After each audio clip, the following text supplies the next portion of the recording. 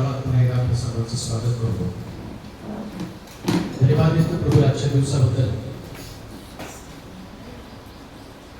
देवाच्या सानिध्यामध्ये पूर्ण आनंद आहे आणि प्रभूची उपस्थिती आम्हाला आमच्या शक्तीच्या पलीकडे घडवण्याचं काम करतो. लक्षात आहे, देव आमची गरज जगामध्ये परिस्थिती जेव्हा हलवल होती तेव्हा परमेश्वराला शरण जाणं फार गरजेचं आहे. म्हणून दावीद म्हणतो की मी आपली दृष्टी पर्वताकडे लावतो, मला सहाय्य कुठून मिळेल? आकाश आणि पृथ्वीचा निर्माण करता जो देव त्याच्यापासून मला सहाय्य मिळेल. मला माहित नाही की आज सकाळी जगामध्ये पुष्कळ लोक भक्तीसाठी एकत्र जमले, परंतु भक्ती ही त्यांची गरज किंवा त्यांना लागलेली एक सवय, शब्दात दिवस पवित्रपणे पाठ, या उद्देशानं ते एकत्र जमले.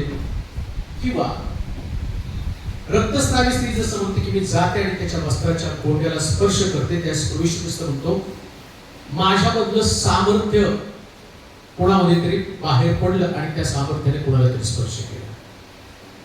म्हणजे येशूची उपस्थिती, त्याचं सामर्थ्य आमच्या जीवनामध्ये अनुभवण्याचं कारण बनले पाहिजे. मला आठवतं की मागच्या दिवसामध्ये आपण जे येथील गार्डनला एक बायबल स्टडीच्या रूपानं चर्च चालू केलं. एक परिवार मला त्यांचा वारंवार फोन यायचा की त्यांची मुलगी बऱ्याच वर्षापासून, आज पहिल्यांदा ती मला तिथे भेटली, तिने सांगितलं की फार प्रयत्न केले, प्रत्येक वेळेस अगदी हातात तोंडाशी आलेला घास आणि तो निसटून जात होता, जॉब लागत नव्हता, यश मिळत नव्हतं. आणि तो पहिला गुरुवार की ज्या गुरुवारमध्ये ती मुलगी रडत होती आणि रडता रडता समोर प्रार्थनेसाठी पुढे आली.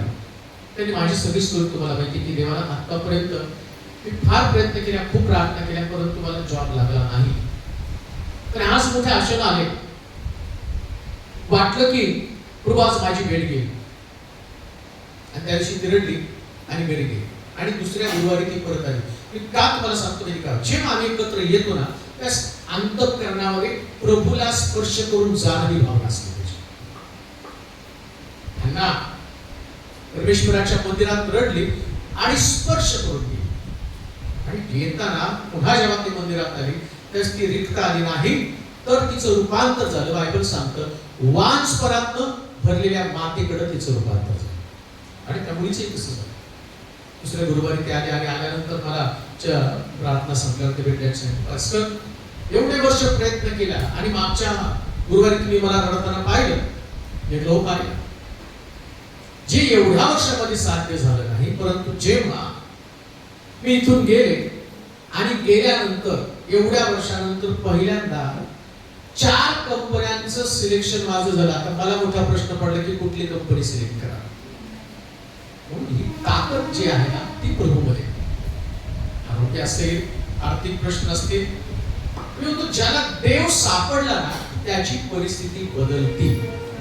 देव सापडल्याचं ते चिन्ह आहे, लक्षण आहे ते. प्रभू सापडला, प्रभू भेटल्यावर सगळं काही बदलून जातं. म्हणून सारं लक्ष बदललेल्या देवाकडे लागणं फार गरजेचं आहे. आज जे आम्ही पाहणार आहोत सगळ्यांसारखं नव्हे तर सर्वांपेक्षा वेगळं जीवन जगा. आणि कॉमन जीवन नाही जगायचं. साधारण हा जसा दिसतो तसा मी दिसलो पाहिजे, मला दावीद बनवायचंय, मला पेत्र बनवायचंय, मला मोशे बनवायचे, मला एलिया बनवायचं. एक कॅरेक्टर आहे आणि या कॅरेक्टरकडे तुम्ही पाहिल्यावर तुम्हाला कळेल की प्रत्येक जण भिन्न स्वभावाचा, एकसारखं कोणीच नाही. मग माझी प्रार्थना काय असते पाहिजे ती नाही की देवा मला त्यांच्यासारखं बनव. माझी प्रार्थना काय असते पाहिजे देवाकडे, देवा मला त्यांच्यासारखं नव्हे तर त्यांच्यापेक्षा वेगळं जे तुझ्या मर्जीमध्ये आहे ते मला बनव. आणि देवाची मर्जी आहे प्रत्येकाला वेगळं वेगळं बनवावं. आता विचार, सगळे मडकेच बनवले, फ्लॉवर पॉटचा उपयोग काय? फ्लॉवर पॉट कसं दिसणार? मडक्यात काय तुम्ही फ्लॉवर फुलं ठेवणार आहात का? हा प्रश्न आहे. तुम्ही काय बनवता, तुम्ही काय करता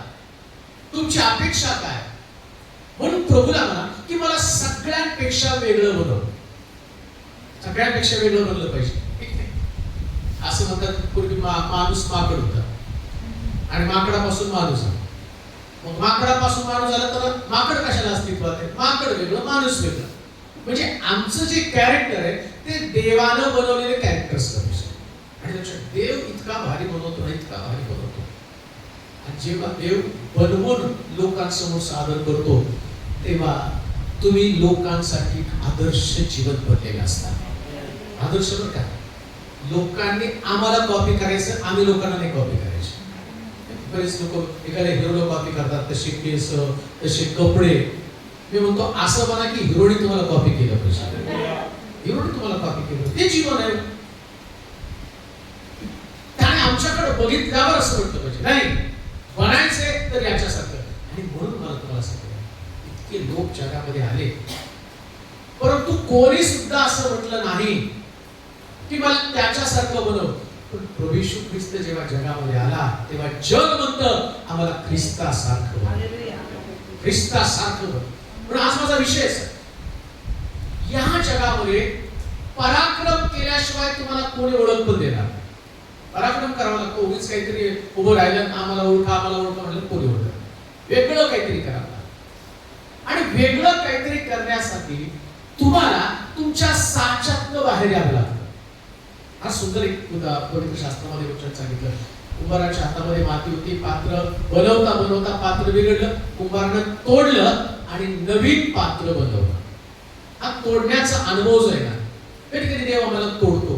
तसं ब्रदर सांगतात की त्यांना त्याच्या परिवारापासून तोडलं. तोडणं म्हणजे अलग करणं, सगळं काढून घेतलं जातं. साचा आकार सगळ्या बाजूने देव तोडतो.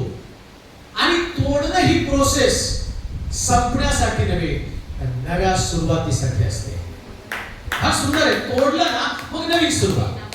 आणि जेव्हा ते तुटतच नाही ना, मग ते मडकं फुटलेलं, छिद्र पडलेलं, गंज चढलेला आणि धूळ चढलेलं, आणि धूळ चढलेलं मडकं बनवू नका, नवीन पात्र म्हणून उपयोगी पात्र, एक्स्ट्रा ऑर्डिनरी, असाधारण अशा प्रकारचं व्यक्तिमत्व. एक वचन आपण वाचणार आहोत, यहोशुआचं पुस्तक 11वा अध्याय आणि त्याचं 23 वचन. यहोशुआचं पुस्तक 11वा अध्याय आणि त्याचं 23 वचन. यहोशुआ 11:23. तुम्हाला जे बनायचं आहे सर्वांसारखं नाही तर सगळ्यांपेक्षा वेगळं करा. जे तुम्हाला बनायचं आहे सगळ्यांसारखं नव्हे तर सगळ्यांपेक्षा वेगळं करा. काय केलं पाहिजे? सगळ्यांपेक्षा वेगळं. वाचा. परमेश्वराने मोशेला सांगितले होते, परमेश्वरानं मोशेला सांगितलं होतं त्याप्रमाणे यहोशुआनं सर्व देश काबीज केला. यहोशुआनं तो इस्रायेलला त्याच्या वंशाच्या हिश्श्याप्रमाणे वतन म्हणून वाटून दिला. तेव्हा देशाला युद्धापासून विसावा मिळाला. परत वाचा. परमेश्वराने मोशेला सांगितले होते. आता लक्ष द्या. परमेश्वरानं कुणाला सांगितलं होतं? परमेश्वरानं मोशेला सांगितलं होतं. त्याप्रमाणे यहोशुआनं सर्व देश काबीज केला. पहिलंच एकच बघा. पहिलं हे जे वचन आहे, या वचनामध्ये जी गोष्ट इतरांनी केलेल्या गोष्टी नव्हे तर इतरांपेक्षा वेगळ्या गोष्टी तुम्हाला करायच्या. आता मोशे जो आहे ना, देवानं मोशेला जे सांगितलं आणि सांगितलेले देश काबीज करण्याची मोशेची काही शिल्लक राहिली होते. सगळे देशने काबीज केले. मोशेचा अंत झाला. मोशेला देव त्यांना आपल्याकडे घेऊन गेला. पण आता झालं काय माहिती का? मोशे गेल्यानंतर काही देश काबीज करण्याचे राहून गेले. नीट आहे का? मोशे कोण आहे? मोशे साधारण व्यक्ती नाहीये.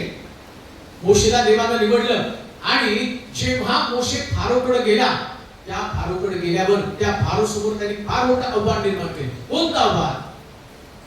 फारो जेव्हा असं लिहिलं, मी परवा वाचत असताना की असं फारो नदीवरती गेला आणि मोशे त्या ठिकाणामध्ये त्या फारोला सांगतो की पहा, देव असं म्हणत आहे माझ्या लोकांना आराधना करण्यासाठी जाऊ दे, नाहीतर मी माझा भुज प्रताप दाखवेन. आणि त्या फारो त्याला चॅलेंज करतो की कोण तुझा देव? मी नाही ओळखत तुझा देव कोण आहे. कोणत्या देवानं सांगितलं की आणि भक्ती करण्यासाठी आराधना करण्यासाठी जा. त्या परमेश्वर त्या मोशेला म्हणतात, तू त्या जिथं नदीवर आहे काठी उगार आणि काठीवरला ते पाण्याचं रक्त होईल. आणि आम्ही पाहतो या मोशेनं पराक्रम केला, काठीच्या द्वारे पाण्याचं रक्त केलं, सगळ्या नदीमधलं पाणी रक्त होऊन गेलं आणि त्या रक्ताचा वास येईल. आता मोशेच्या 10 पिढ्या तुम्ही जर पाहिलं तर तुम्हाला कळेल की देवानं आपला भुज प्रताप त्या ठिकाणामध्ये दाखवला. 30 लाख लोकांचं नेतृत्व करतो मोशे आणि त्याच्याकडनं काही देश काबीज करण्याचे राहून गेले. नीट आहे का? मला जगामध्ये पुष्कळ आशीर्वादित लोक दिसले, माझ्यासमोर अनेक आशीर्वादित लोक आहेत. तसं मोशेचा पराक्रम आहे, तसं अनेक सेवकांचा पराक्रम आहे.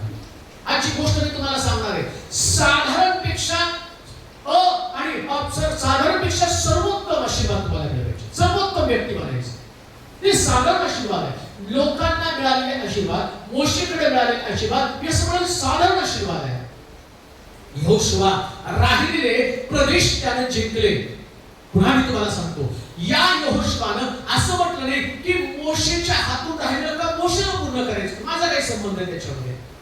तुम्हाला माहित का, देवानं या पृथ्वी तलावरती सगळ्या लोकांसाठी फार आशीर्वाद राखून ठेवले. जेव्हा अनुवादाच्या पुस्तकात तुम्ही जाल तर त्याच्यामध्ये असं म्हटलं, यात लिहिलेली वचनं तुम्ही पाळाल तर आशीर्वाद तुमच्या मागे धावित येतील. आता लक्षात घ्या, मी जेव्हा वेलींकडे पाहतो, मी जेव्हा मोठमोठ्या सेवकांकडे पाहतो, दिनाकडे पाहतो, आणखी काही मोठमोठे सेवक त्यांच्याकडे पाहतो, त्यांनी आशीर्वाद मिळत, पण सगळे आशीर्वाद नाही मिळवले. समजते का? काय आशीर्वाद मिळवण्याची शिल्लक आहे. आता ते कोण मिळवणार आहे? या पृथ्वी तलावर यहोशुआ सारखे लोक उठतील आणि ते म्हणतील, देवा आम्हाला त्यांच्या सारखे नव्हे, तुझ्या मर्जीमध्ये आशीर्वाद आम्हाला. काहीतरी वेगळं, काहीतरी वेगळं. दिनाकरणी केलं त्याच्यासारखं नाही, मला वेगळं. ज्या लोकांनी आणि आतापर्यंत आशीर्वाद मिळवले त्यांच्यापेक्षा वेगळे आशीर्वाद, त्यांच्यापेक्षा वेगळे, हे डोक्यात घ्या. कधीकधी एखाद्या व्यक्तीकडे पाहायला लागतो, तुम्हाला तेव्हा त्याच्यासारखं घर, त्याच्यासारखी गाडी, त्याच्यासारखं राहणीमान दे. ते म्हणतात, अरे तू चाकोरीत अडकला, तुला त्याच्यासारखं नाही, त्याच्यापेक्षा वेगळं तुला मला द्यायचं. म्हणून जेव्हा देवानं दाविदाला निवडलं, दाविदाकडे देवानं भरपूर प्रकारची आणि सहाय्य पुरवलं, मोठा विजय त्याला दिला. पण जेव्हा शलोमोन जन्माला, असं दिलं त्याच्या सारखं धन, ज्ञान, संपत्ती कोणाला दिले नाही. म्हणजे देव प्रत्येक गोष्ट नवीन करत असतो. आता मला माहित नाही तुमच्या जीवनात देवानं तुम्हाला काय नवीन आशीर्वाद द्यायचं ठरवलं, पण घेणाऱ्या व्यक्तीसाठी देव आशीर्वाद तयार करत असतो. देवाला नवीन निर्मिती आवडते, असं लिहिलंय. तो आपली मुठ फुगडतो, त्याची दया रोज सकाळी काय होती, रोज नवीन होतो. म्हणजे देव रोज नवीन बनवतो. आम्हाला जुनच पाहिजे. आम्ही उठल्यावर काय, काल जेवण दिलं, आज जेवण दे. काय आमचं काय, काल जेवण दिलं, आज जेवण दे. आज बाहेर पडलं, संरक्षण कर. काल आरोग्य दिलं, आज आरोग्य. कधी कधी अशी प्रार्थना करा, देवा खाण्या पिण्याच्या पलीकडचे आशीर्वाद तुम्हाला दे, असे आशीर्वाद दे. मला माहित नाही मला कोणते आशीर्वाद पाहिजे, पण तुझ्या मर्जीतले आशीर्वाद तुम्हाला दे. मर्जीतले आशीर्वाद. आणि कधी कधी मर्जीतले आशीर्वाद. आता लक्षात घ्या, देव त्याची दया नवीन करतो ना. मग एक सकाळी योग उठल्यावर कोणीतरी त्याला सांगितलं काय रे, खासगी आले, त्याने तुझे उंट, गाढवं सगळं काही घेऊन गेले. आता विचार करा, देवाची दया नवीन. काय नवीन दया? योगाचे उंट गेले, गाढवे गेले आणि सगळी त्याची संपत्ती घेऊन गेली. आता एखादा व्यक्ती म्हणेल, काय देवाची दया, सगळं तर काढून घेतलं. अरे काढून घेतले, देवाची दया आहे का? ते 6,000 3,000 उंट गेले तर 6,000 येणार आहे. मोडतोड करणं देवाला आवडतं. देव मोडतो आणि मोडल्याशिवाय नवीन येत नाही. कोणीतरी सांगितलं तुझी मुलं गेली, तुझ्या मुली गेल्या, आणि पवित्र शास्त्र सांगतं पुन्हा एकदा देवानं 1 वर्षामध्ये अशा पद्धतीचा बदल घडवला. योग प्रार्थना करू लागला आणि देवानं त्याचं गेलेलं सगळं परत त्याला दिलं. असं लढा, असं मागायला वाटतं. कुरकुर करणारे लोक देवाकडनं काही मिळवत नाही, पण प्रतिकूल परिस्थितीमध्ये प्रार्थना करणारे लोक गेलेल्या गोष्टीपेक्षा अधिक प्रभूकडनं मिळवतात. काय गोष्टी आहेत? गेलं की कुरकुर करायचं नाही. नोकरी गेली, आरोग्य गेलं, लोक आमच्यापासून काढून घेतले, कुरकुर करणार असतो. पण मुळामध्ये देवाला का काढून घेतलं हा प्रश्न तुम्ही, देवा का काढून, योगाचं का काढून घेतलं, का मुली मारल्या, का त्याची मुलं मारली? आणि त्या योगाच्या पुस्तकात लिहिलं की त्याला सगळ्या जगातले सुंदर मुलं आणि मुली झाल्या. आता विचार करा, अगोदर जर त्याच्या मुलामुलींना काढून घेतलं नसतं तर सुंदर आलं नसतं. म्हणून देव कधी कधी तुमचे आधार काढतो, त्यास तुम्हाला सुंदर आधार देण्यासाठी तुमचा आधार जातो. यहोशुआनं सगळ्यांपेक्षा वेगळं केलं. वाचा मग ते वचन. परमेश्वराने मोशेला सांगितले होते हा. त्याप्रमाणे यहोशुआने हा. सर्व देश काबीज केला. सगळा देश. एक गोष्ट ध्यानात ठेवा, साधारण लोक साधारणच वस्तू मिळवतात. आता समजा एक व्यक्ती आता जेव्हा त्याने लग्न केलं, मग त्याच्या डोक्यामध्ये लग्नानंतर पहिली गोष्ट काय असेल, आता लग्न हा त्याचा पहिला आशीर्वाद. मग तो नाही आता मला लेकरू व्हावं हा माझा आशीर्वाद. हा साधारण आशीर्वाद, सगळ्यांच लेकर होतं. मग त्याच्या डोक्यामध्ये आशीर्वाद कोणता आहे, आता लेकर आहेत, लग्न झालं, नोकरी आशीर्वाद. सगळ्याच नोकऱ्यात कोण बिघडले, कोण राहतं त्या ठिकाणामध्ये बिना नोकरीचे, सगळेच करतात छोटे मोठी काम. मग काय त्यातला आशीर्वाद आहे. मग तो आता नोकरीनंतर मला घर पाहिजे. घर मिळतच कोणाला पण. तुम्ही खटपट केली आणि थोडस काटकसर केली तर तुम्हाला घर पण मिळतं. जाता तुम्ही घरामध्ये. आता घर आहे, नोकरी आहे, तुम्ही म्हणाल आता शोधायला सुरुवात करा. आता त्याने घर बांधलं आणि त्याला कुणीतरी प्रार्थनेला बोलवलं. आता मी जेव्हा घराचा विचार करत होतो आणि हनुकचं घर पाहिलं, मला वाटतं काय सुंदर घर देवाने त्याला दिलं, एवढं छान आणि सुंदर घर दिलं. मग मला कुठंतरी मला वाटतं चांगलं एका ठिकाणात प्रार्थनेला बोलवलं आणि प्रार्थनेला बोलवलं, मीटिंग झालं तर मला चाललं माझं घर बघायला आणि मग गेलो तसं घर पाहायला. मग त्यानं त्याचं घर दाखवलं. त्याचं घर पाहिलं मी म्हटलं अशी पण घर असतात.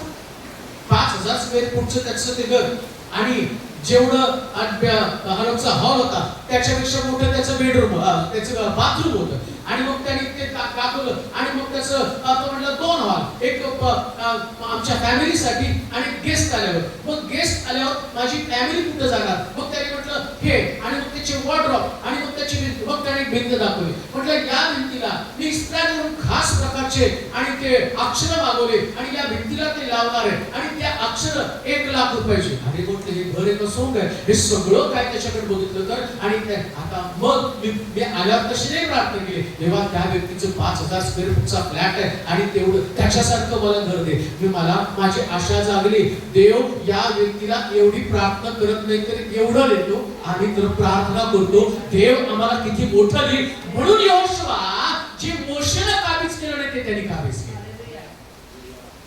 जे मोशेने मिळवले ते मिळवा.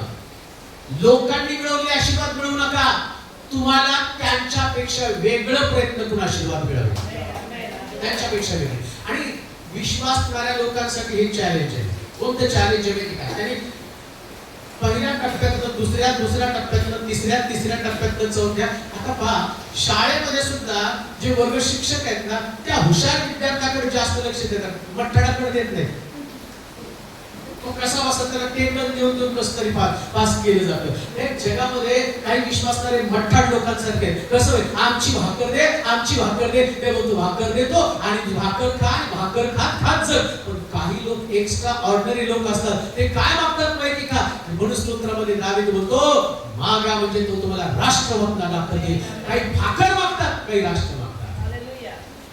आणि राष्ट्र मागणाऱ्या लोकांचं वैशिष्ट्य काय माहिती का? ते प्रार्थना सुद्धा तशीच करतात. हो आता तुम्ही म्हटलं की आज मग वचन ऐकलं, आता घरी गेलो आणि देवाकडे राष्ट्र मागतो. तो पहिले बघणार प्रार्थनेची गुढगी किती टेकली. प्रार्थना नाही, विश्वास नाही, ते समर्पण नाही, कधीच मिळणार नाही. अजून एक गोष्ट, समर्पित व्यक्तीला देव आहे त्याच्यापेक्षा जास्त आशीर्वाद देतो. जर तुम्ही समर्पित आहात आणि तुमचं समर्पण, जेव्हा तुमचं समर्पण असतं ना तेव्हा तुम्हाला सगळ्यात खालच्या पातळीतलं जीवन अनुभवायला मिळतं. हे काय मी काय बोलतो ते तुम्हाला, जेव्हा तुम्ही समर्पित असता तुम्ही सगळ्यात खालच्या पातळीतलं जीवन. कसं काय? दावीद तो त्यानं मला धुळीतनं काढून, म्हणजे आधी धुळीत पडावं लागतं ना, अगदी डायरेक्ट राजगादी मिळत नाही. धुळीमधला तुमचा विश्वास, धुळीतलं तुमचं समर्पण, या समर्पणाच्या द्वारे आणि तुमच्यामध्ये आशीर्वादासाठी असणारी चढाओढ. यहोशुआ काय म्हटलं असतं ना, किंवा मोशे आता देश काबीज केले, जेवढे काबीज केले तेवढे पुष्कळ झाले ना आशीर्वाद. आता कशाला अजून नवीन, आता त्या असं त्याने देश काबीज केले. मोशेला सांगितले, वाचा बरं प्रत्येक वचन. परमेश्वराने मोशेला सांगितले होते त्याप्रमाणे यहोशुआने सर्व देश काबीज केला. कुणाला सांगितलं होतं? कोणी सांगितलं? आणि आणि काबीज कुणी केलं?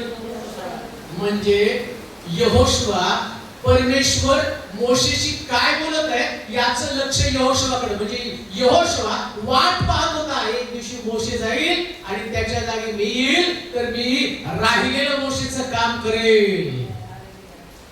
ज्याचं लक्ष देवाच्या वचनाकडे लागलेलं असतं ना तो सर्वसाधारणपेक्षा मोठा पराक्रम करतो. लक्ष देवाच्या वचनाकडे लागू नये. या जगामध्ये कोणा व्यक्तीच्या शब्दाकडे तुमचे कान कधी लागू नये. त्याचे कान मोशे पुष्कळ गोष्टी बोलला. मोशे काय तेवढंच बोलला असेल का? बऱ्याच गोष्टी मोशे बोललेल्या आहेत. आणि ती बघा शास्त्रामध्ये तुम्ही मोशे संबंधाने वाचा, पुष्कळ गोष्टी तो बोललेल्या आहेत.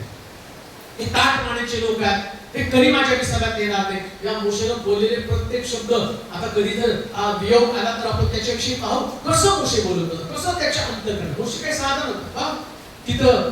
आता मोशेच्या बरोबर चालणारा यहोशुआ आहे. आता मोशेनं जेव्हा डोंगरावरून खाली आला दगडी पाट्या घेऊन आणि त्यानं इस्रायल लोकांना पाहिलं की त्या मूर्तीसमोर नाचत आहेत, तेव्हा मोशे एक शब्द बोलला. परमेश्वराला बसणारे लोक एका बाजूला या, मूर्तीला दंडवत घालणारे एका बाजूला या. आणि मग मोशे म्हटला की 3000 लोक एका बाजूला झाले आणि मोशे म्हणतो या सगळ्या लोकांची कत्तल करून टाका, एका लोक जिवंत ठेवू नका. आता मोशे ते पण बोलला ना 3000 लोकांना मारा. मग यहोशुआने ते शब्द काय कॅच केले का? आता यहोशुआ मोशेच्या जागे आल्यावर त्याने परत ती मुलाखत घ्यायला पाहिजे होती. कोण जिवंत देवाला भसणारे एका बाजूला आणि मूर्तीला भसणारे. तेव्हा पण कॅल्क्युलेशन केलं असतं तर काही लोक निघाले असते बाजूला, त्याला मारता आलं असतं. पण यहोशुआ मानवी शब्दाकडे पाहत नव्हता, तो दैवी शब्दाकडे पाहत होता, देवाच्या वचनाकडे पाहत होता. मनुष्याचे शब्द तुमची प्रगती करणार नाही, पण देवाचे शब्द तुम्हाला उंच शिखरावरती घेऊन जातात. उंच शिखरावरचा अनुभव काय बोलतात लोक त्यांच्याकडे नव्हे, परमेश्वर माझ्या संबंधानं आशीर्वादा संबंधानं काय बोलत आहे. देव आशीर्वादा संबंधानं बोलणार आहे. रोज देव तुमच्याशी बोलतो. तुम्हाला माहिती का जेव्हा देवाचे लोक देवाचं ऐकणं बंद करतात, नीट ऐका एक शब्द, देव प्रत्येकाशी बोलतो. आणि मी शास्त्रातून तुम्हाला काढून दाखवेल. देवाचे लोक जेव्हा ऐकायचं बंद करतात ना, जेव्हा बलाम संदेश त्याबरोबर देव बोलतो, बलामानं बोलणं ऐकणं बंद केलं, तर देव गाढवाशी बोलला. गाढवाला काय गाढवाच्या वाटेमध्ये उभा राहिला आणि देव बलामाशी बोलण्याच्या ऐवजी गाढवाशी बोलला. आणि मला प्रश्न पडतोय, गाढव आतापर्यंत काय म्हणतात त्याला, ओरडणं, गाढवाचं ओरडणं म्हणतात त्याला. गाढव व्ह्यू काय शब्द आहे ते. गाढव एक वेगळ्या पद्धतीने ओरडतं. आता मला माहित नाही, ते आठवत नाही, पण त्याला एक चांगला परफेक्ट शब्द आहे. आणि ते गाढव आतापर्यंत ओरडलं, परंतु पहिल्यांदा गाढव बोललं का? देव बोलल्यावर गाढव पण बोलतात. हो, आणि ज्याला देवाचं ऐकणं येतं ना ते गाढव बोलतं. आणि जेव्हा ज्ञानी लोक देवाचं ऐकत नाही तेव्हा देव त्यांच्याशी बोलायचं बंद करतो. म्हणून गोष्ट देणार नेहमी देवाच्या शब्दाकडे कान द्या. मोठा पराक्रम करायचा मग देवाच्या बोलण्याकडे कान द्या. यहोशुआनं देवाचं बोलणं ऐकलं आणि तो साधारणपेक्षा वेगळं जीवन त्याने जगलं. राहिलेले आशीर्वाद त्याने मिळवले. राहिलेले आशीर्वाद, जे आशीर्वाद मोशेनं मिळवायचे बाकी होते, जे देश मोशेनं मिळवायचे बाकी होते, आणि परमेश्वर देवाचं वचन सांगतं यहोशुआनं ते देश मिळवले. आज सकाळच्या समय तुम्हाला एक गोष्ट सांगू इच्छितो, जे आशीर्वाद तुमच्या जीवनात निसटून गेले ते प्रत्येक आशीर्वाद मिळवण्यासाठी लढा. प्रत्येक आशीर्वाद हे डोक्यातनं काढून टाका. देव ठराविक लोकांनाच आशीर्वाद देतोय, डोक्यातनं काढून टाका. माझा देव जगावरती प्रेम करणारा देव आहे. आणि शास्त्रामध्ये असं लिहिलं, त्यानं पाप्यावर सूर्य उगवला, पाप्यांवर पाऊस पाडला, सगळ्यांवर. आता देव जेव्हा चमत्कार करायचा मिस्रामध्ये त्याने असं केलं, गोषण वेगळा केला आणि मिसर वेगळा केला. जेव्हा आम्ही पाहतो की योसेफाकडे त्याची भावंड आली, योसेफ त्याच्या भावांना सांगतो की जेव्हा राजा विचारतो तुम्हाला कुठं राहायचंय तर तुम्ही गोषण मागा. का? कारण देवाने त्याला सांगितलं मला माझं भुज दाखवायचं. तेव्हा हे लोक गोषणात राहिले, तेव्हा मिस्रामध्ये लोक मरत होते, गोषणात कोणी मरत नव्हता. कधी मोशेच्या वेळेस, कधी या येशूच्या अगोदर. पण येशू आल्यावर आता गोषणमध्ये पण आणि मिस्त्रामध्ये पण सगळ्यांवर देवाने कृपा होती. आणि आता बायबल सांगतो तो पाप्यावर पण पाऊस पडतो, धार्मिकावर पण पाऊस पडतो. आता विचार करा, देव सगळ्यांवर प्रेम करतो, मग त्या प्रेमामध्ये तुम्ही नाही का? अहो तुम्ही तर विशेष त्या प्रेमामध्ये आहात. देवाचा विशेष अनुग्रह तुमच्यावरती.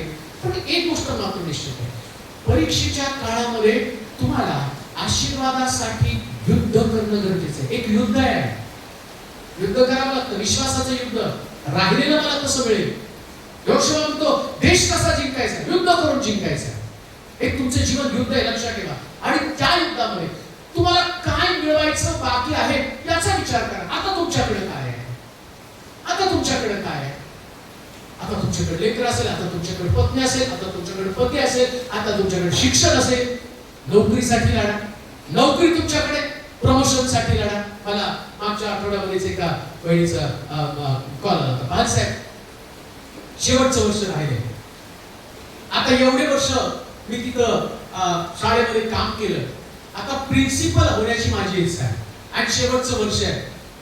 कमिटी त्या ठिकाणामध्ये विचार करते की प्रिन्सिपलची जागा रिकामी आहे आणि मुलाखतीसाठी बोलवणार आहे. पण मला भीती वाटते की माझा नंबर नाही लागणार. पण माझी इच्छा आहे की झाली पाहिजे प्रिन्सिपल. आणि तुम्ही जरा प्रार्थना करा.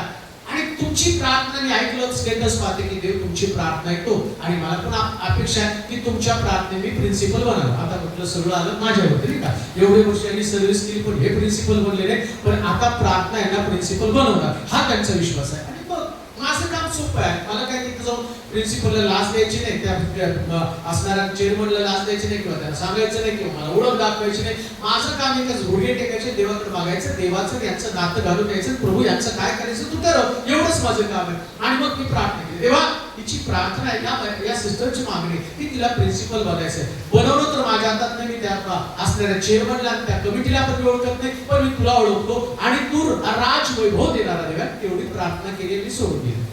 आणि त्याच्यानंतर 4 दिवसानंतर त्या सिस्टरचा फोन आला, बाळक साहेब इंटरव्ह्यू झाली, मला वाटलं होतं माझं सिलेक्शन होईल. अहो शेवटी रिटायर होता होता देवाने मला प्रिन्सिपल केलं का?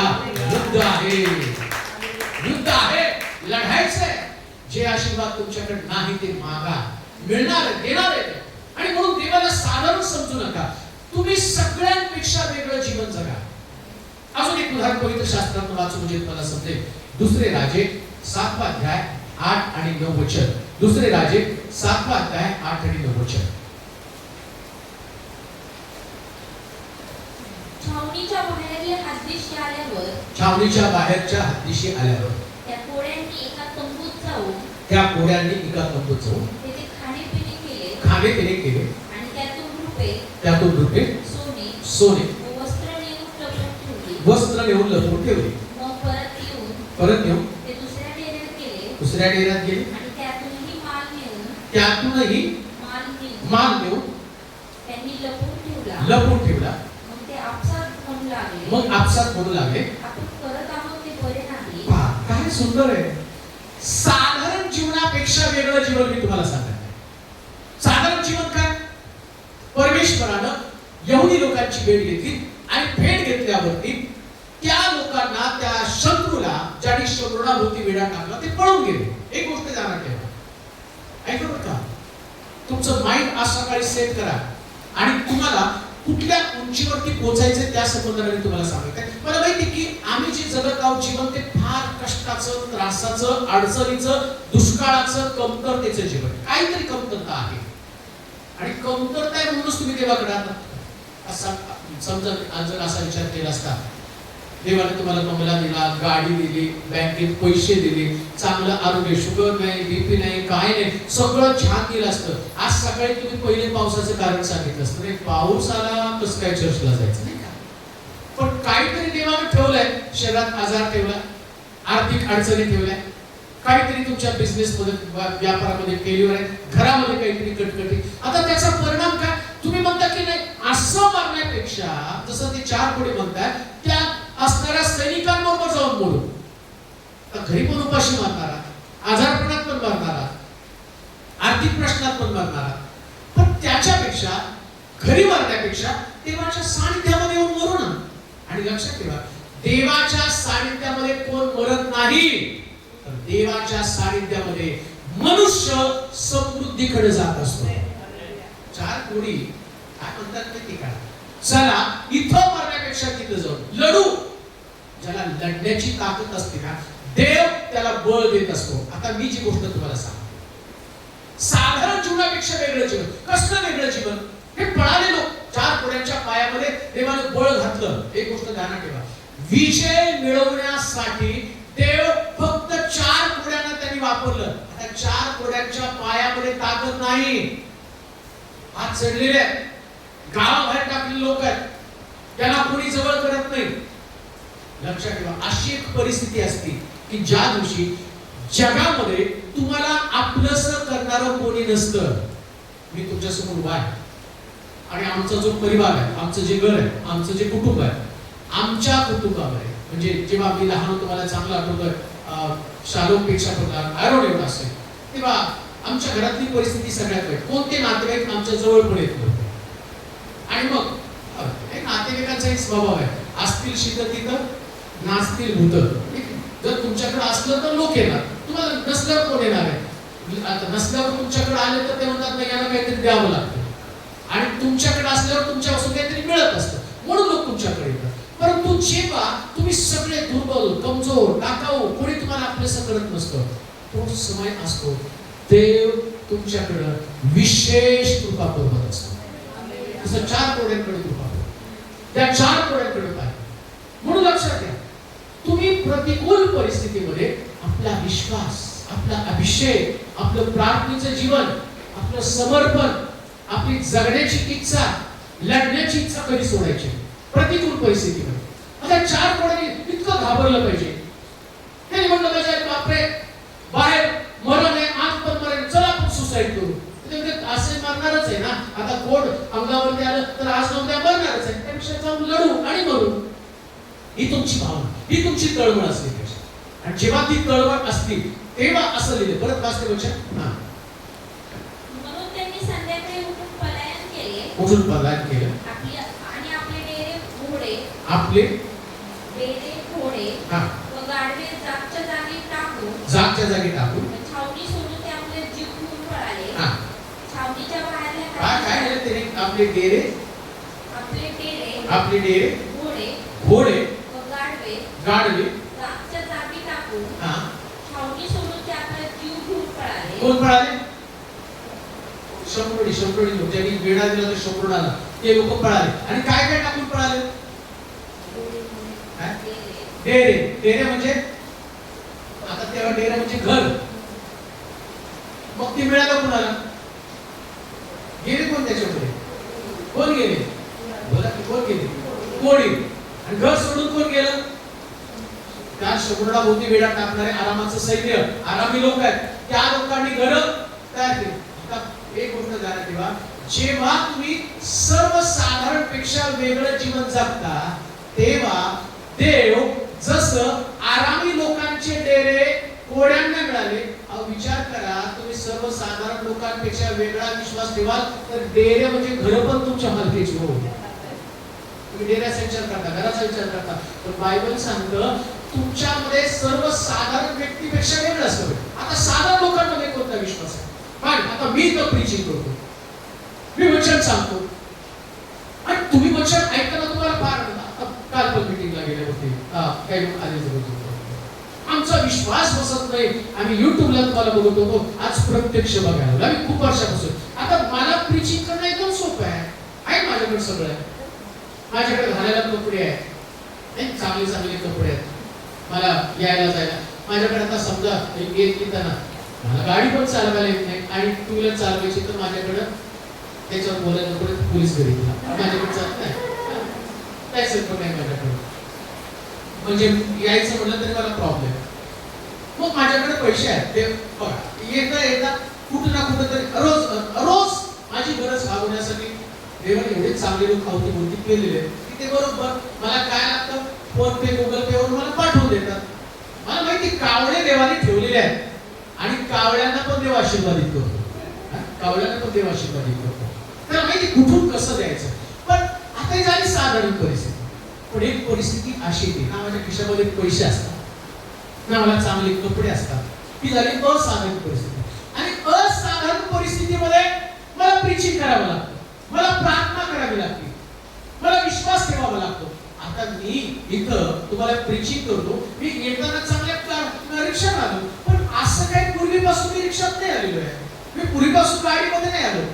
आता बोलता बोलता मी एका प्रदेशात मी सांगितलं, औंध पासून पुणे कॅम्पापर्यंत आणि कॅम्पापासून औंध पर्यंत आम्ही डोक्यावरती पिठी काखेमध्ये ढोलके घेऊन चालत आलोय. रात्री 12 वाजता, पहाटे 3ला आम्ही पोहोचत होतो.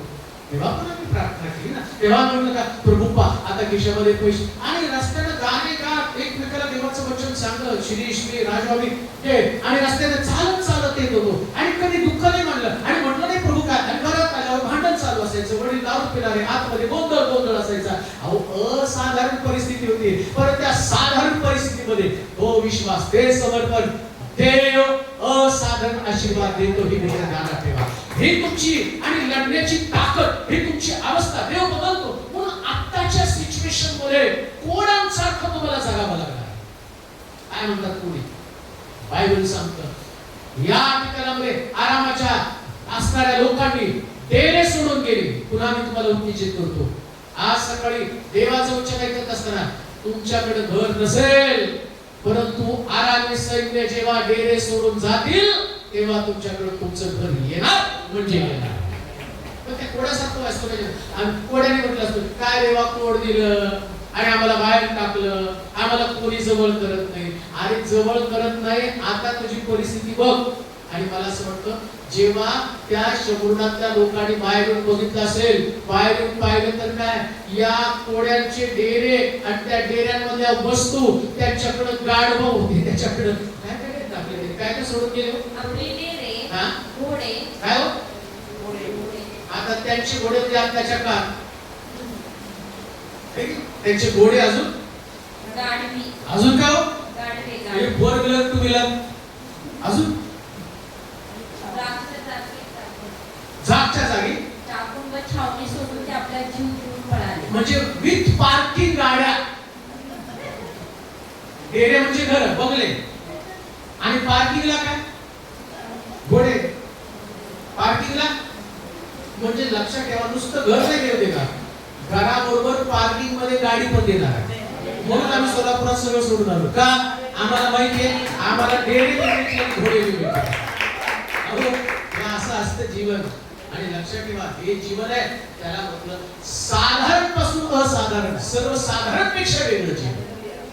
भांडत बसलं असतं तिथं, माझं आहे मी आमचं झालं तमकं झालं. मला अरे देव आहे, देवाला काय आताचं मळ आहे, कोड्यांना देतो तुम्हाला देणार नाही का हो, कोड्यांना दिला, कोड्यांपेक्षा देवाला तुमच्यावरती जास्त. म्हणून लक्षात ठेवा, विश्वासणाऱ्या लोकांनी खरं युद्ध विश्वास टिकवण्याचं असतं, बाकी कुठलं युद्ध नसतं. अन्न वस्त्र घर दार गाडी बंगला हे तुमचं स्वप्न असू नका, विश्वास टिकवणं हे तुमचं स्वप्न असू.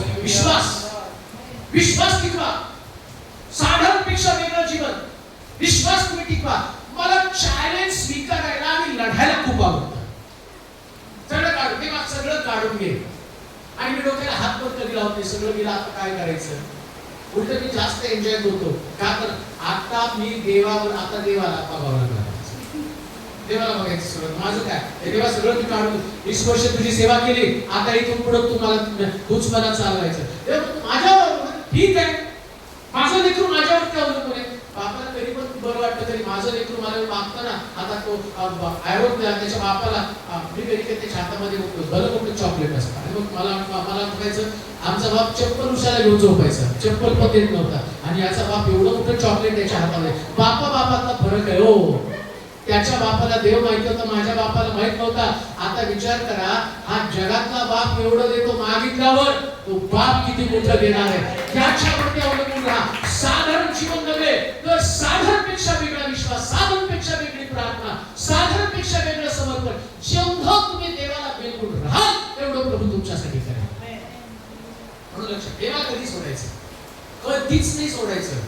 सगळ्यांनी सोडलं तरी चालेल, देवाला एवढं घट्ट पकडून त्याच्यावर तू मला जसं मी तुला आशीर्वाद दिल्याशिवाय जाऊ देते नाही, मला जाऊ देतात. अहो असं कधी घडलं नाही. बरेच लोक म्हणतात की पहाटे भूत रात्री येतात आणि पहाटे जातात. जगातल्या लोकांना भूत भेटतात, देवाच्या लोकांना दूत भेटतात. आणि बायबल सांगतं तूच पहिल्यांदा याकोबासमोर शरणागती पत्करतो, मला जाऊ दे. तो म्हणाला मी तुला आशीर्वाद दिल्याशिवाय जाऊ. हे तुमचं युद्ध आहे. कोणतं युद्ध? देवा आशीर्वाद दे म्हणजे दे, बर दे म्हणजे दे. आम्ही म्हणा बर दे. आणि मागताना बरेच लोक आमच्या 8 पत्र्याच्या खोल्या आहेत. 8 पत्र्याचं घर. मागताना देवाकडे असं मागा की देवाला पण दिल्यावर इज्जत वाटली पाहिजे, नाही काय मागतात म्हणले 2 पत्रे, 8 पत्र्याच्या खोल्या, 10 पत्र्याच्या खोल्यात, 1 गोठा 2 गोठा. ते आता आम्ही मागताना आमच्या आई आम्ही आल्यावर आता काय राहतोय भाड्याच्या घरामध्ये, पण आई सांगताना सांगते आता छोटं मोठं घेऊ नको, 3 बेडरूमचं घर घे. तिला माहिती तिचं त्याचं पोरगं डायरेक्ट कोर्ट कनेक्शन आहे आणि त्यानं मागितलं तर राष्ट्र देतो. 3 बेडरूम 4 बेडरूम काय मी तर देवाकडे जे मागतो तुम्हाला सांगणार नाही, पण एकदा त्या घरात घेऊन जाईल का तर देव देणार आहे. माझा विश्वास देणार. देव स्वर्गामध्ये बसून तुम्ही इथं गाणे गाता, आराधना करता आणि देव एन्जॉय करता, हा छान रविवार झाला, जावा घरी आणि ऑफरिंग टाका आणि दानपात्र टाका, दशवांश टाका आणि घरी जावा आणि मग तुम्ही आहे तसं जीवन. नाही, देव तुमचं स्ट्रगल तुमचं सगळं पाहतो. आज सकाळी म्युझिक करतोय आणि देवाच्या वचनाविषयीची घोषणा मला माहिती आहे किती परिवारामध्ये देव युट्यूबच्या माध्यमातून आशीर्वाद पाठवेल आणि किती परिवार समृद्ध होतील, किती परिवार विश्वासामध्ये वाढतील, किती परिवारामध्ये विश्वास निर्माण होईल आणि त्या परिवाराला देवाचे आशीर्वाद येतील याची कल्पना सुद्धा नाही, कल्पना सुद्धा करू शकत नाही. देव चमत्कार करतो. त्याला लढायची ताकद, लढणाऱ्या लोकांची गरज आहे. आणि पवित्र शास्त्र सांगतं त्यांना डेऱ्याच्या बाहेर घोडे आणि अजून बाजूला गाढवी, अजून काय छावणी तर काय अजून छावणी सोडून ते आपला जीव घेऊन पळाले. आणि मग कोण घुसले म्हणून छावणीच्या बाहेरील हद्दीच्या आल्यावर त्या घोड्यांनी एका तंबूत जाऊन तेथे खाणेपिणे केले. गृहप्रवेश. कुणाचा गृहप्रवेश? कुणाचा तो गृहप्रवेश झाला? बांधलेल्या घरांमध्ये कोणी घेतले. अहो कोड्यांना तो देव घरामध्ये नेतो, बंगल्यामध्ये नेतो. तुम्ही चर्च मध्ये येणारे लोक तुम्हाला किती मोठी आशा आहे, विश्वास ठेवणारे लोक तुम्हाला किती मोठी आशा आहे, तुम्ही धार्मिक लोक तुम्हाला किती मोठी आशा आहे. प्रॉब्लेम काय माहिती का? विश्वासणाऱ्या लोकांना आशीर्वादच माहित नाही. सगळ्यात मोठी समस्या आशीर्वादच माहित नाही. त्यांना काय वाटतं माहिती का? आम्ही जिथं आहोत तेच आमचं जीवन. मला आठवतं मी सोलापूरमध्ये एक परिवार, त्या परिवारामध्ये प्रार्थनेसाठी गेलो आणि गेल्यानंतर त्यांनी बोलवण्याचं कारण सुद्धा होतं की त्यांचा मुलगा डिप्रेशन मध्ये होता. 10वीची परीक्षा त्याने दिली होती. एका कंपनीत कामाला होता आणि त्या कंपनीमध्ये त्या काळामध्ये रिसेशन सुरू होतं आणि मग त्याचा तो जॉब गेला आणि मग मला वाटतं मे महिन्याचा तो संपूर्ण चित्र माझ्या डोळ्यासमोर अजूनही स्पष्ट आहे. 30-31 वर्ष गेली असते त्या घरात आणि त्या घरामध्ये गेलो. पत्रे चारी बाजूने एक बारीक छोटीशी खोली होती आणि तो मुलगा तापानं भरभरून घरामध्ये पडलेला. त्याच्या अंगावरती गोळ्या टाकलेल्या त्या पत्र्यामध्ये तो तडफडतो तापामध्ये. आणि मी गेलो आणि पाहिलं बादशा माझ्या मुलाला वाचवा. त्याची नोकरी गेली आणि तो हताश निराश आहे. मी म्हटलं काळजी करू नका. त्याला फक्त संध्याकाळी त्यावेळेस टीव्ही चॅनलला संदेश लागायचे. देवाच्या दयेबरोबर प्रभूने त्या काळामध्ये ते चॅनल उपलब्ध केलं. संध्याकाळी 8:30 ते 9 वाजेपर्यंत संदेश असायचा. तो संदेश त्याला ऐकायला सांगा. जेव्हा त्याला बरं वाटेल तुमच्या घरात तो टीव्ही चालू करा आणि तो संदेश त्याला ऐकण्यासाठी प्रेरित करा. आणि मग त्या घरामध्ये सगळं इतकं छोटस घर, दरिद्री काही त्यांच्यामध्ये नाही, सगळ्यांनी सोडलेलं, विधवा बाई आणि तो मुलगा. आणि मग त्याला तो संध्याकाळचा संदेश लावला. तो संध्याकाळचा संदेश त्याच्यामध्ये होता की एक व्यक्ती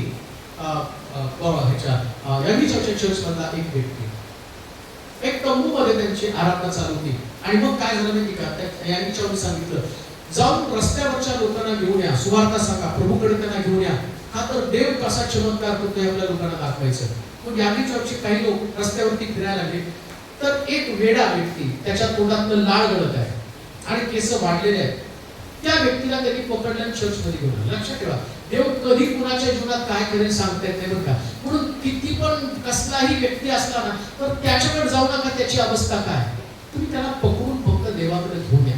पुढचं काम देव करतो.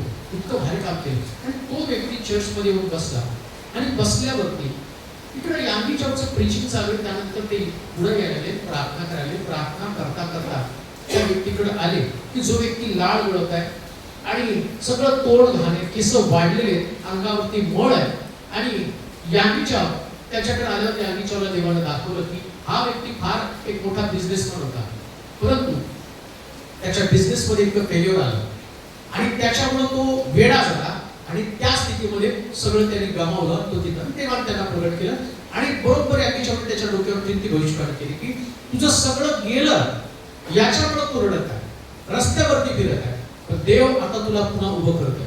आणि वाक्य त्या वेळेला बोलल्यावर त्याची जी बुद्धी गेलेली होती त्या बुद्धीला देवाने स्पर्श केला, तो शुद्धीवरती आला आणि तो म्हटला होय, एकेकाळी या कोरियामधला सगळ्यात श्रीमंत व्यक्ती मी होतो, माझी मिठाची कोठार होती आणि त्याच्यावरती मी फार मोठा बिझनेस केला, परंतु सुनामी आली, त्या सुनामीमध्ये सगळं मीठ उद्ध्वस्त झालं आणि माझा व्यापार ठप्प झाला, सगळं माझं गेलं. परंतु आता जर देव तुमच्याद्वारे माझ्याशी बोलत आहे तर नक्कीच माझ्या जीवनाची पुनर्स्थापना होईल. आणि तो व्यक्ती गेला आणि त्याने एक छोटंसं घड्याचं रिपेअरिंगचं दुकान टाकलं.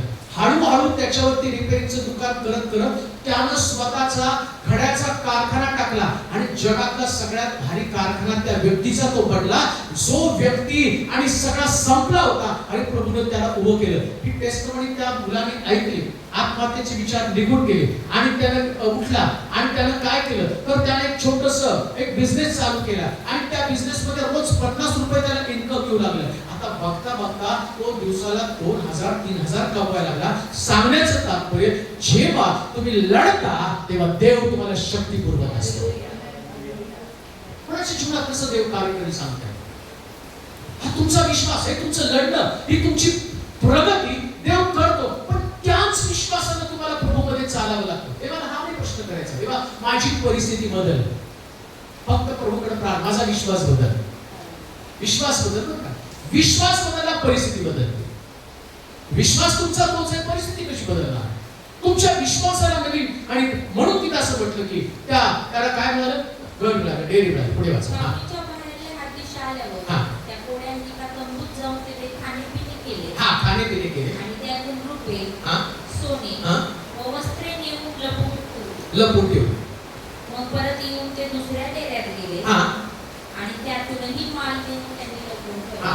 आता हे झालं साधारण बरं का. मग ते आपसात साधारण काय? तंबूत जायचं, पैसे घ्यायचे, आपल्या तंबूत ठेवायचे. दुसऱ्या तंबूत जायचं, पैसे घ्यायचे, आपल्या तंबूत ठेवायचे. मला वाटतं आपल्या पुण्याचे असतील तर आपले सगळे तंबू भरून घेतले असतील.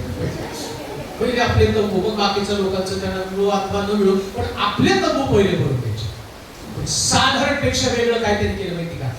त्यांनी त्यांच्या तंबूत माल नेऊन लपून ठेवला, अजून तंबू शिल्लक होते.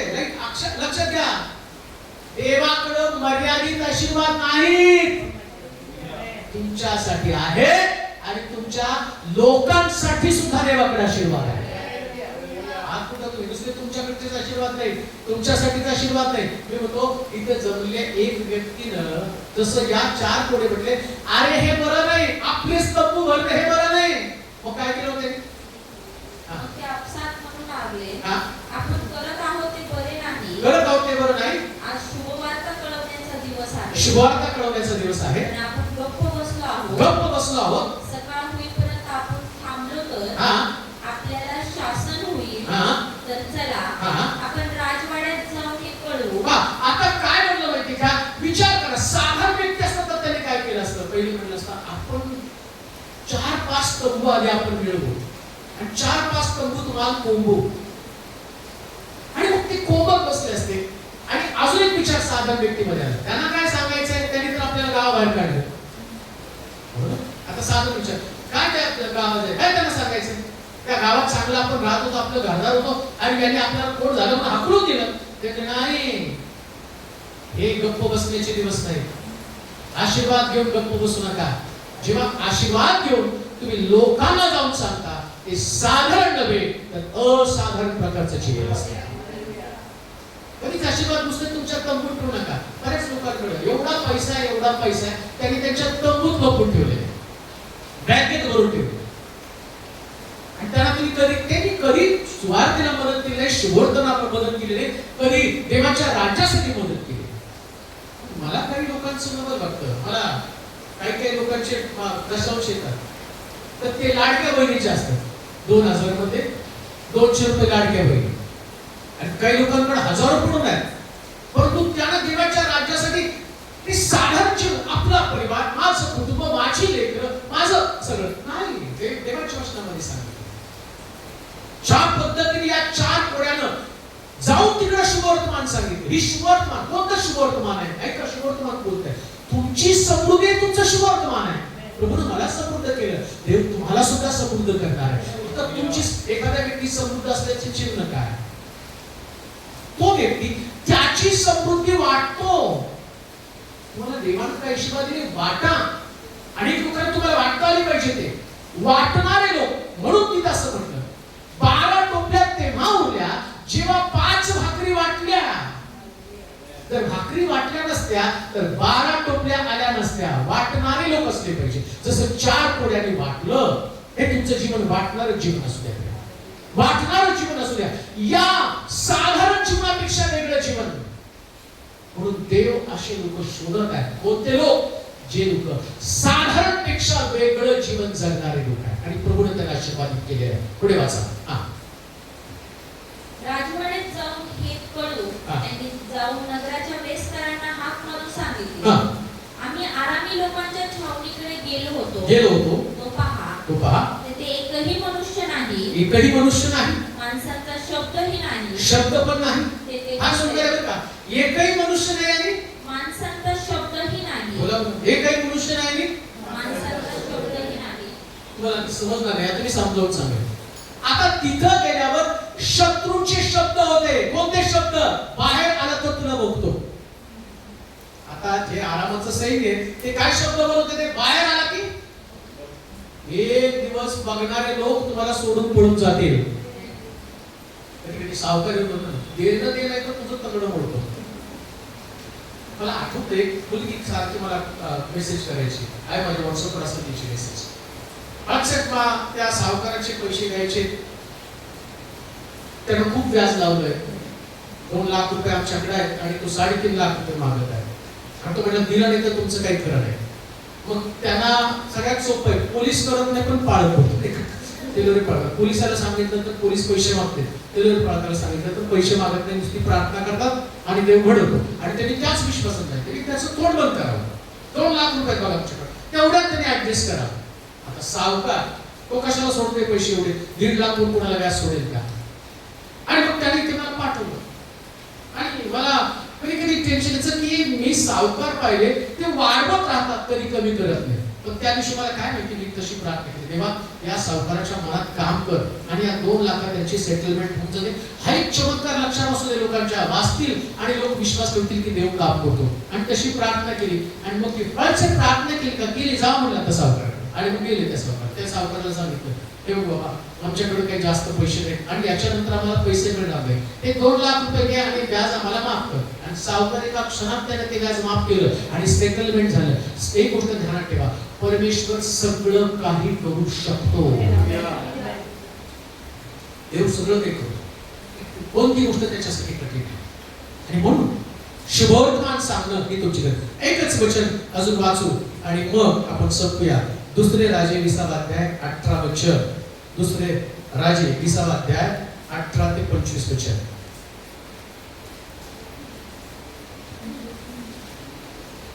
विसावा अध्याय 18.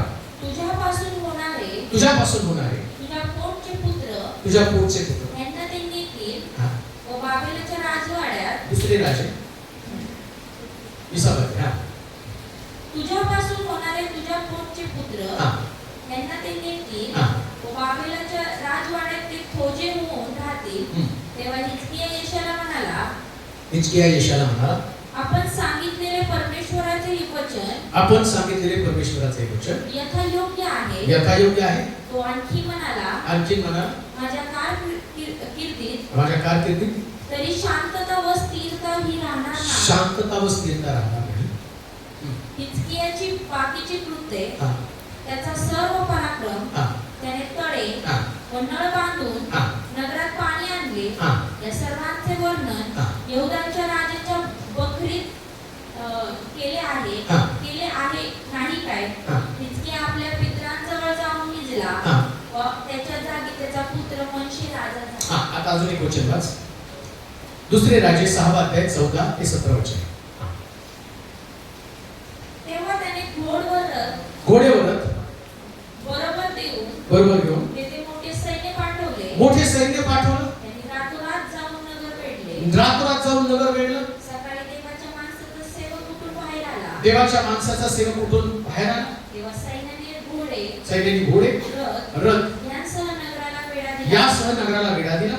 असे त्यांच्या दृष्टीस पडलं. तो आपल्या धन्याला म्हणाला, स्वामी हाय आता आपण काय करणार? तो म्हणाला भिऊ नको. त्याच्या पक्षाचे आहे. त्यांच्याहून अधिक आपल्या पक्षाचे आहे. अलिशाने प्रार्थना केली की हे परमेश्वरा यांचे डोळे उघड. याला दृष्टी दे. परमेश्वराने त्या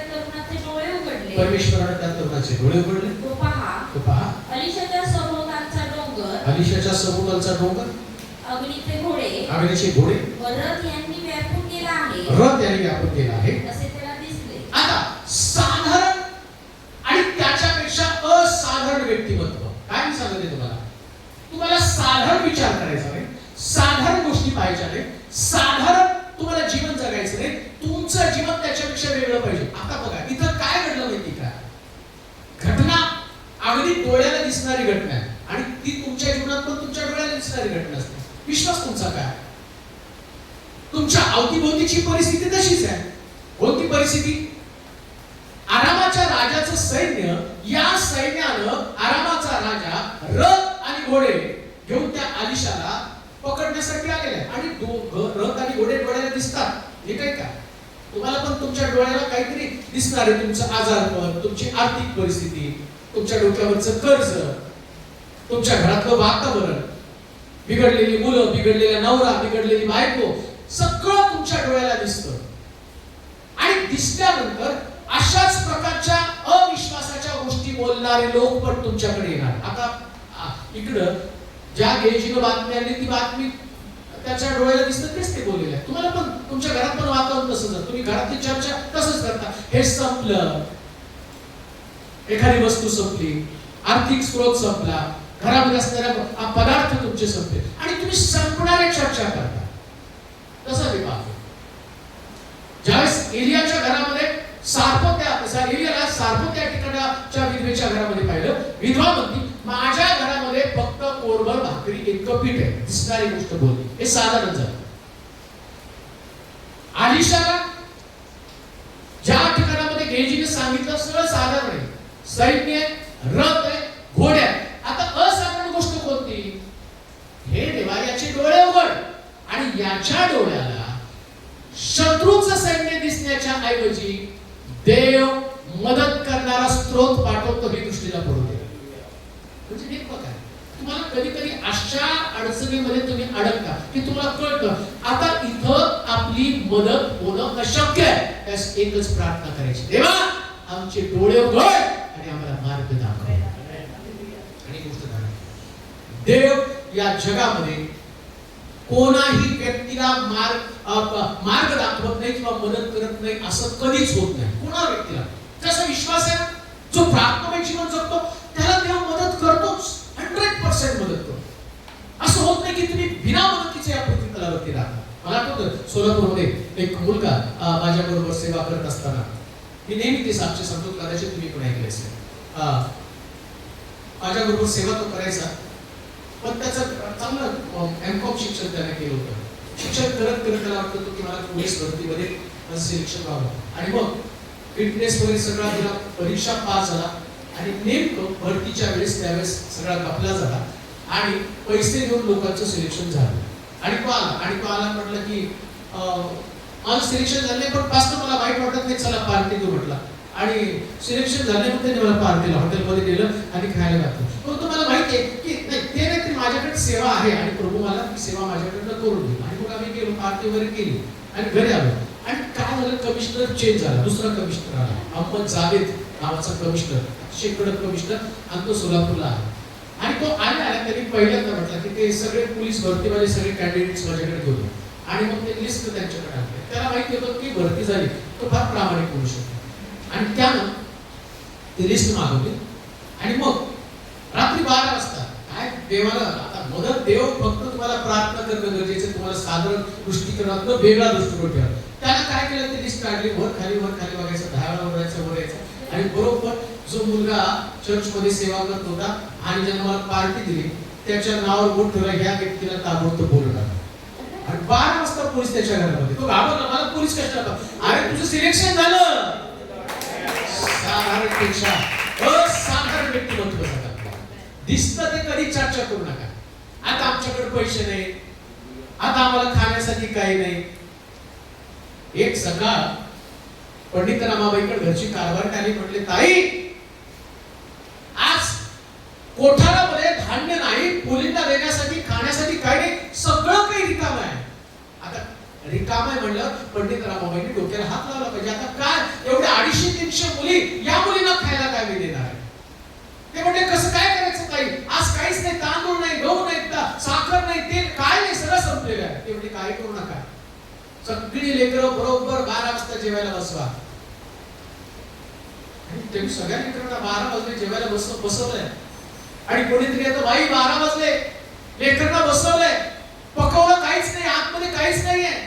आणि लेकरांना कसं काय जेवण, बेल वाजवली, सगळे लेकरं आतमध्ये येऊन बसले. पंडित रमाबाई ऐकलेल्या बातमीपासून फक्त उद्यावर त्या प्रार्थना, देवा आज कालपर्यंत मी पूर्ण, आज तुला पुरवायचंय. मी त्यांना डाळ भात चपाती सगळं देतो, आज तुला पुरवायचंय. आणि ते 12 लेकरं बसले. टाट वाढत असताना एक ट्रक, मिलिटरी ट्रक, तो ट्रक पुढे जाता जाता ते चाक खराब झालं. आणि तो ट्रक, त्या ट्रक मध्ये फ्रुट्स आणि सगळं भारी, काजू बदाम आंबो तंबो भारी सगळं. आता ट्रक म्हणला पुढे कसं जायचं, त्या ट्रकला देवाने बरोबर पंक्चर केला. आणि त्यांनी काय केलं, सगळं आणलं. आणि पंडिताला बाबा म्हणले, हे घ्या, आता आम्हाला पुढे जाता येत नाही, हे वाटेत खराब होऊन जाणार आहे, आणि तुमचा आश्रम आहे आणि त्या आश्रमाला आम्हाला द्यायचंय. आता लेकर बसले. त्या बाई पंडित रमाबाईंनी प्रार्थना केली, देवा काल मी दिलं, आज तुला द्यायचंय. देव म्हटला, तू चपाती तांदूळ भात देत होती, मी तर सगळ्यात भारी वस्तू तुम्हाला देतो. साधारण दृष्टिकोनापेक्षा असाधारण व्यक्ती. काय साधं बघत राहायचंय. कधीतरी एकदा वेगळ्या गोष्टी मागून बघा. देवा आमचे डोळे उघड. काय प्रार्थना केली, याचे डोळे उघड, याचे डोळे उघड. लक्षात ठेवा, परिवारातल्या प्रत्येक व्यक्तीसाठी प्रार्थना करा, डोळे उघड. बायकोनी नवऱ्यासाठी, नवऱ्याने बायकोसाठी. कधी दोघे कुरकुर करतात, हे नाही ते नाही, त्याच फक्त तेव्हा याचे डोळे पडायला दिसू दे. एक व्यक्तीने जरी असं असलं ना, एक व्यक्तीने जर त्या अलिशा सारखा असेल ना, तर त्या घरामध्ये बरकत आणि बरकतच असणार आहे. म्हणून साधारण जीवन जगू नका, असाधारण जीवन जगा. आणि माझा विश्वास हाच आहे, जेव्हा तुम्ही असाधारण जीवन जगा तेव्हा तुम्ही साधारण व्यक्ती म्हणून नाही जगणार, तर असाधारण असे विश्वास तरी म्हणून जगा. देवा तुम्हाला आशीर्वाद द्या. आपण प्रार्थना करू. सर्वशक्तिमान देवा, आजचा दिवस हा विशेष दिवस आहे. तुझी कृपा, तुझा अनुग्रह तू आम्हाला दिला. आम्ही जिवंतांच्या भूमीवर जिवंत आहोत. तुझं वचन जे लोक आज ऐकत आहेत अशा सर्वांच्या जीवनामध्ये मोठा बदल कर प्रभूजी. साधारण नव्हे तर असाधारण जीवन जगण्यासाठी त्यांना सांगितलं. वांज असतील परंतु त्यांचा विश्वास असाधारण असू दे. त्यांना लेकरं देऊन आशीर्वाद दे. बेकार असणारा तरुण पुष्कळ वर्ष प्रार्थना केली असेल परंतु नोकरी लागली नसेल, आज त्याचा विश्वास, त्याचे डोळे उघड आणि त्याला दाखवून दे त्याच्यापेक्षा मोठ्या गोष्टी त्याला देणार. प्रमोशनसाठी झगडणाऱ्या लोकांसाठी मी प्रार्थना करतो. आता अंतिम टप्प्यात आले असतील, चमत्कार घडणार नाही अपेक्षा असेल, आजच्या संदेशानं त्यांच्या सगळ्या स्थितीमध्ये बदल झालेला आपल्याला दिसून येतो. प्रभूजी, सगळं वातावरण, सगळी परिस्थिती बदल आणि तुझं गौरव करून घे. येशूच्या नावात मागतो.